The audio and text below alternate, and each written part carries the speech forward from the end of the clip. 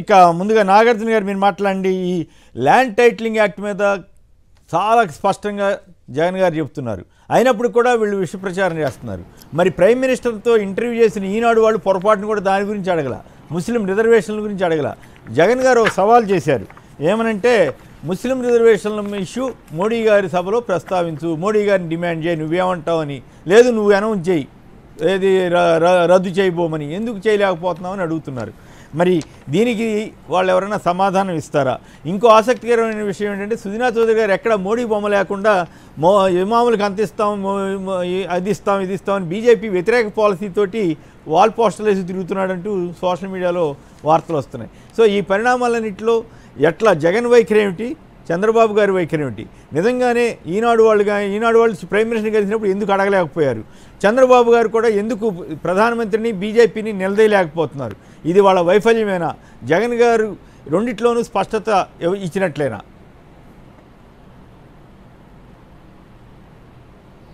Sir, ముందుగా ప్యానెల్లో ఉన్న పెద్దలకి, తెలుగు ప్రజల మనస్సాక్షి సాక్షి టీవీ వీక్షకులకి ముందుగా నా నమస్కారాలు తెలియజేస్తున్నానండి. ల్యాండ్ టైటిలింగ్ యాక్ట్ గురించి ముఖ్యమంత్రి గారు మొన్న బహిరంగ సభలో చెప్పిన తర్వాత చాలా వరకు అనుమానాలన్నీ ఆంధ్రప్రదేశ్ రాష్ట్ర ప్రజల్లో ఉన్నటువంటి అనుమానాలన్నీ నివృత్తి అని మేము భావిస్తున్నాం. అందుకే పెద్దగా టెక్నికాలిటీస్ వెళ్లకుండా కేవలం ఒకటే రెండు చెప్పి దాన్ని ముగిస్తానండి. ఈ మధ్య కాలంలో తెలుగుదేశం పార్టీ, చంద్రబాబు నాయుడు, పవన్ కళ్యాణ్ ఒకటే చెబుతున్నారు, ల్యాండ్స్ అన్నీ జగన్మోహన్ రెడ్డి గారు తీసుకుంటారు, ల్యాండ్స్ అన్నీ మీ దానికి తీసుకుంటారని చెప్తున్నారు. నిజంగా ప్రజాస్వామ్య దేశంలో అటువంటి వెసులుబాటు ఉంటే చంద్రబాబు నాయుడు ఇప్పుడు దాకా ఆగేవాడు కాదు. అట్లాంటి చట్టం తీసుకొని వెళ్ళిపోయేవాడే చంద్రబాబు నాయుడే. మిగతా వారికి అలాంటి అవకాశం ఇచ్చేవాడు కాదు. కాబట్టి ప్రజాస్వామ్య భారతదేశంలో మన భూమిని ప్రభుత్వం తీసుకున్నాడు కదా మిత్రమా, చంద్రబాబు గారు తీసుకున్నారులేనండి. అటువంటిది కాదండి, అసలు మొత్తం రాష్ట్రంలో ఉన్నటువంటి అన్ని ఒక చట్టం తీసుకొచ్చారు. అసలు కోర్టుకు వెళ్ళేటువంటి వెసులుబాటు కూడా లేదని అంటున్నారు కదా, దానికి చెప్తున్నా. దాంతోపాటు రెండోది సార్, చాలా ఇంపార్టెంట్ ఈ ఇష్యూని, చాలా ఇంపార్టెంట్ అయిన ఇష్యూ. మనకి ఎప్పుడు జిరాక్స్ కాపీలే ఇస్తారంట మన ఆస్తులకు సంబంధించి, మనకి ఒరిజినల్ డాక్యుమెంట్ ఇవ్వరంట అని పవన్ కళ్యాణ్, చంద్రబాబు నాయుడు అదే పనిగా చెప్తున్నాడు. దానికి సంబంధించి చిన్న వివరణ ఇస్తాను, రాష్ట్ర ప్రజలందరికీ అర్థమవుతుంది. ఇది కూడా అండి, ఇప్పటిదాకా మనం రిజిస్ట్రేషన్ అనే ఆస్తులు కొనుగోలు అమ్మకాలు అనేది ఇటువంటి 100 రూపాయలు స్టాంపు పేపర్ మీద తీసుకుంటామండి. ఇటువంటి 100 రూపాయల స్టాంప్ పేపర్ మీద తీసుకుంటాం. జగన్మోహన్ రెడ్డి గారు ఇది ఇవ్వకుండా ఒరిజినల్ జిరాక్స్ ఇచ్చేస్తారని చెప్తున్నారండి. ఈ పేపరు, ఈ జ్యుడిషియల్ 100 రూపాయల బాండ్ పేపరు మేము మీకు చూపిస్తుంది. జనసేన పార్టీ కాకినాడ ఎంపీ అభ్యర్థిగా పోటీ చేస్తున్నటువంటి తంగెళ్ళ ఉదయ్ శ్రీనివాస్కి సంబంధించి జ్యుడిషియల్ స్టాంప్ ఇది. సో ఇటువంటి పేపర్ మనకి ఎవరు, నీకు జిరాక్స్ పేపర్ ఇస్తారా అంటున్నారు. ఇప్పుడు చూడండి, ఇది పవన్ కళ్యాణ్ గారి స్టాంప్ పేపరు. పవన్ కళ్యాణ్ గారి స్టాంప్ పేపర్ ఏంటో తెలుసా అండి? ఇప్పుడు జగన్మోహన్ రెడ్డి గారు తీసుకొచ్చినటువంటి ఈ స్టాంపు విధానం, జగన్మోహన్ రెడ్డి గారు ఇచ్చినటువంటి ఈ స్టాంప్ విధానం, ఇప్పుడు పవన్ కళ్యాణ్ ఇచ్చినటువంటి నామినేషన్ కూడా ఈ స్టాంపు విధానంతోనే ఇచ్చాడు. కానీ ఉదయ్ శ్రీనివాస్ ఇచ్చినట్టు మాన్యువల్ విధానంలో ఎవరో, ఇది డిఫరెన్స్ అండి. మరి పవన్ కళ్యాణ్ గారి నామినేషన్ యాక్సెప్ట్ అయింది కదండి ఈ స్టాంప్ పేపర్ మీద తీసుకొని వస్తే. చూడండి ఎంత దారుణంగా, ఎంత దుర్మార్గంగా చేస్తున్నారు. గతంలో మనం ఉదయ్ శ్రీనివాస్ లాగా 100 రూపాయల స్టాంప్ పేపరు బయట స్టాంప్ వెండర్స్ దగ్గర కొనుక్కొని దాని మీద మనం క్రయ విక్రయాలకు సంబంధించినటువంటి రాసుకొని రిజిస్టర్ ఆఫీస్కి వెళ్ళి రిజిస్టర్ ఆఫీస్లో మనం దాని రిజిస్ట్రేషన్ తీసుకునే వాళ్ళం, అదే పేపర్ మనం తీసుకునే వాళ్ళం. ఇది ఇంతకు ముందేటువంటి విధానం. ఇప్పుడు దేశంలో ఉన్నటువంటి 21 రాష్ట్రాల్లో ఉన్నట్టు మనం ఏం చేస్తున్నామంటే కొత్తగా ఈ స్టాంప్ అనేటువంటి కొత్త విధానం తీసుకొస్తాం.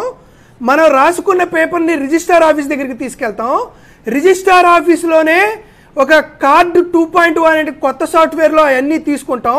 అక్కడే మన ఫోటో ఉంటుంది, అక్కడే మన బార్ కోడ్ ఉంటుంది, అక్కడే మనకు సంబంధించిన డీటెయిల్స్, సర్టిఫికేట్ నెంబర్ ఉంటుంది. దాని మీద రిజిస్ట్రేషన్ తీసుకొని ప్రింట్అవుట్ తీసుకొని దాని మీదే సంతకం పెట్టి రిజిస్టర్ ఒరిజినల్ పేపరే మనకి ఇస్తారు.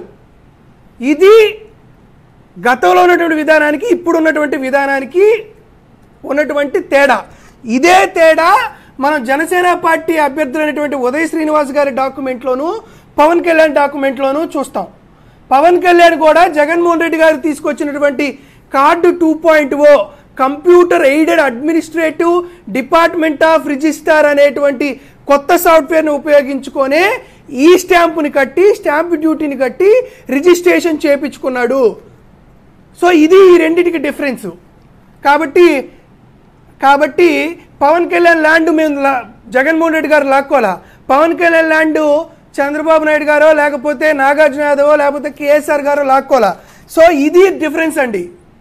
కొత్తగా వచ్చినటువంటి 2.0కి సంబంధించి రిజిస్ట్రేషన్కి సంబంధించి జిరాక్స్ పేపర్లే ఇస్తారు, ఒరిజినల్ పేపర్ ఏదంటే జిరాక్స్ ఒరిజినల్ ఉండదు. కొత్త సిస్టంలో పూర్తిగా ఒరిజినలే ఉంటుంది. ఒరిజినల్ మీదే సబ్ రిజిస్ట్రార్ సంతకం పెట్టి మనకి ఒరిజినలే ఇస్తాడు. కాకపోతే గతంలో లాగా మనం స్టాంప్ పేపర్ మనమే బయట ఎవరి దగ్గర కొనుక్కొని దాని మీద రాసుకొని అదే ప్రింట్అవుట్ తీసుకొని దాని మీదే రిజిస్ట్రేషన్ చేయకుండా ఆన్లైన్లోనే ఒక పేపర్ ఉంటుంది. ఆ పేపర్లో గతంలో చంద్రబాబు నాయుడు కృష్ణా యాదవ్ అనేటువంటి ఒక మంత్రిని పట్టుకొని తెలుగుతో కుంభకోణం చేసుకొని స్టాంపు కుంభకోణాలు చేసుకోకుండా ఆన్లైన్లో రిజిస్ట్రేషన్ చేసుకొని ఆన్లైన్లోనే స్టాంప్ డ్యూటీ ఇస్తాడు.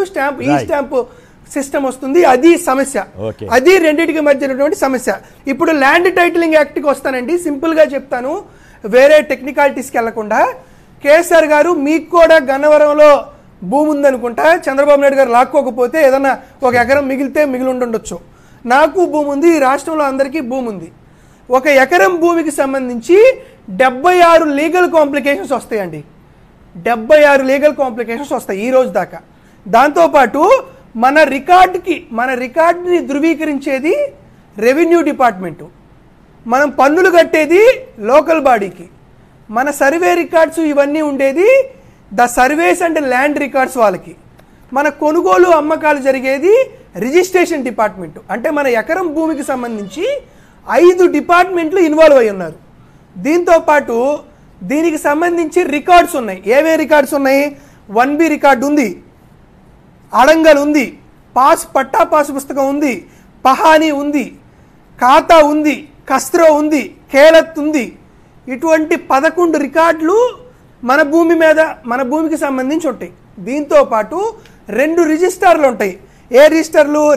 రీసర్వే సెటిల్మెంట్ రిజిస్టార్ ఒకటి, రికార్డ్స్ ఆఫ్ రైట్స్ ఒకటి, RSR ఒకటి, ROL ఒకటి.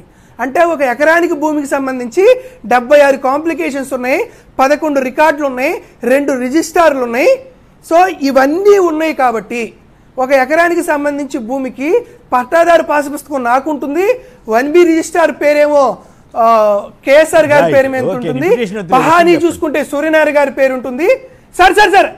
సార్ ఇన్ని రకాలైనవి ఉంటాయి. కాబట్టి వీటన్నిటికీ బదులు ఇవన్నీ మెర్జ్ చేసి ఇవన్నిటికీ మిర్రర్ ప్రిన్సిపల్గా ల్యాండ్ టైటిలింగ్ యాక్ట్ అని ఒకటే తీసుకువస్తున్నారు. ఆంధ్రప్రదేశ్ రాష్ట్రంలో 164 చట్టాలు ఉన్నాయి. ఈ 164 చట్టాల్లో కూడా ఈ ఎకరం భూమి మీకు సంబంధించిందే అని చెప్పి ధ్రువపరిచేటువంటి ఒక్క చట్టం కూడా లేదు. కాబట్టి వీటన్నిటికీ బదులుగా వీటన్నిటినీ అంచనా వేసి ఒకటే ఒక చట్టం, ఇది ల్యాండ్ టైటిలింగ్ యాక్ట్ అని తీసుకొస్తారు. ఇది తీసుకురావడం వల్ల మన భూమికి మన మీద హక్కు కల్పిస్తారు, మన భూమికి ఇన్సూరెన్స్ ప్రభుత్వం చెల్లిస్తుంది. ఈ 2 రకాల విషయాలు ల్యాండ్ టైటిలింగ్ యాక్ట్లో వస్తాయి. ఈ ల్యాండ్ టైటిలింగ్ యాక్ట్ అమలు జరగాలంటే ఆంధ్రప్రదేశ్ రాష్ట్రంలో ఉన్నటువంటి 17,456 రెవెన్యూ గ్రామాల్లో 26 జిల్లాల్లో 686 మండలాల్లో ఉన్నటువంటి 1,96,00,000 సబ్ డివిజన్స్ ఉన్నటువంటి పొలాన్ని ఇంచు బై ఇంచు కొలిచి సరిహద్దులకు సంబంధించి జియో కోఆర్డినేటర్స్ పెట్టి దీని మీద ఎటువంటి ఇబ్బందులు లేకుండా రైతు ఒప్పుకున్న తరువాతనే దీన్ని ల్యాండ్ టైటిలింగ్ యాక్ట్కి సర్వే రికార్డుకి ఇచ్చి సర్టిఫికెట్ ఇచ్చింది. ఇలా 17,000 గ్రామాలు ఉంటే ఇప్పటికీ 6,000 గ్రామాల్లోనే సర్వే జరిగింది. ఈ అన్ని సర్వేలు జరిగి ఇవన్నీ అభ్యంతరాలు ఇవన్నీ పూర్తి అవ్వకపోతే అప్పుడు ల్యాండ్ టైటిలింగ్ యాక్ట్ అమలు జరిగిద్దో లేదో అనేది జరుగుతున్న విషయం. అసలు అమలు కానీ ఆ ల్యాండ్ టైటిలింగ్ యాక్ట్ని రద్దు చేస్తామని చంద్రబాబు నాయుడు చెప్తున్నాడు. ఇది 2వ పాయింట్. 3వ పాయింట్ అండి, చివరిది, 1 నిమిషం తీసుకుంటా. ల్యాండ్ టైటిలింగ్ యాక్ట్ అమలు జరిగితే అమలులోకి వస్తే కోర్టుకు వెళ్లాల్సినటువంటి హక్కు రాదు మనకేం చెప్తున్నారండి. ఇది ఒకసారి రైతులందరూ గమనించాలి. ఇప్పుడు మన 1B రిజిస్టార్లో మన ఆర్ఓఆర్ రిజిస్టర్లో ఏమన్నా ప్రాబ్లం ఉంటే మనం ఏం చేస్తాం? ఎంఆర్ఓ గారి దగ్గరికి వెళ్తాం. ఎంఆర్ఓ గారు ఒప్పుకోకపోతే ఆర్డీఓ గారి దగ్గరికి వెళ్తాం. ఆర్డీఓ గారు కూడా ఒప్పుకోకపోతే మనం జాయింట్ కలెక్టర్ దగ్గరికి వెళ్తాం. జాయింట్ కలెక్టర్ కూడా ఒప్పుకోకపోతే అప్పుడు మనం హైకోర్టుకి వెళ్తాం. ఇది ఇప్పుడు ఉన్నటువంటి ఆర్ఓఆర్ చట్టం. కొత్తగా ఒకవేళ ల్యాండ్ టైటిలింగ్ యాక్ట్ వస్తే 5 ఏళ్ల తర్వాతనో 6 ఏళ్ల తర్వాతనో అప్పుడు ఏం చేస్తారు? ఎంఆర్ఓ ఆర్డీఓ జేసీ లేకుండా 2 బోర్డులు ఏర్పడతాయి. ఒకటి జిల్లా స్థాయిలో ఒక ల్యాండ్ టైటిలింగ్ అథారిటీ ఏర్పడుతుంది, రాష్ట్ర స్థాయిలో ల్యాండ్ టైటిలింగ్ అథారిటీ ఏర్పడుతుంది. మనకేమైనా సమస్యలు వస్తే వాళ్ళిద్దరి దగ్గరికి వెళ్తాం. వాళ్ళిద్దరి దగ్గర కూడా అది పూర్తి అవ్వకపోతే అప్పుడు మనం కోర్టుకి వెళ్తాం. ఇప్పుడు కూడా అంతే, ఆర్డీఓ దగ్గరికి వెళ్తాం, జాయింట్ కలెక్టర్ దగ్గరికి వెళ్తాం, అప్పుడు district level board, state level అథారిటీస్కి వెళ్తాం.